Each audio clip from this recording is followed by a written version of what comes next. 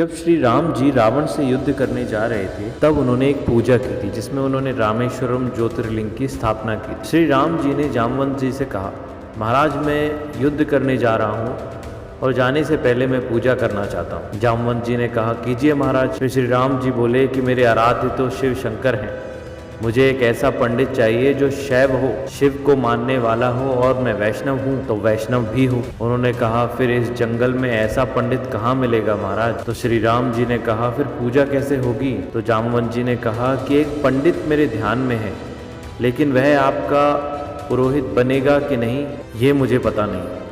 फिर श्री राम जी ने पूछा, कौन है वह? तब जामवंत जी ने कहा, पुलस्त मुनि का नाती रावण, वह शिव भक्त भी है और वैष्णव भी, उससे करा लीजिए। तो श्री राम जी ने कहा, महाराज पूछ के तो आइए, अगर महापंडित रावण इस पूजा के लिए हाँ कर देते हैं तो मैं पूजा करा लेता हूँ। तो जामवंत जी फिर रावण के पास गए। जब रावण को पता चला कि जामवंत जी आए हैं, चूँकि जामवंत जी भी ब्रह्मा जी के पोते हैं, तब रावण ने अपने सैनिकों को पहले ही कह दिया कि जब दादा जामवंत आए तो कोई उनसे कोई प्रश्न ना करे, सीधा उन्हें महल का मार्ग दिखा दे। जामवंत पहुँचे किले के द्वार पर तो चरण छूने आया रावण और कहा, पितामह मैं आपको प्रणाम करता हूँ, मैं बहुत प्रसन्न हुआ तुम्हारी अतिथि सेवा देखकर। फिर रावण ने जामवंत जी को कहा, बैठिए पितामह, बताइए कैसे आना हुआ? तो जामवंत जी ने कहा, मैं आपके पास एक इच्छा लेकर आया हूँ। मेरे 2 जजमान हैं जो यज्ञ कराना चाहते हैं।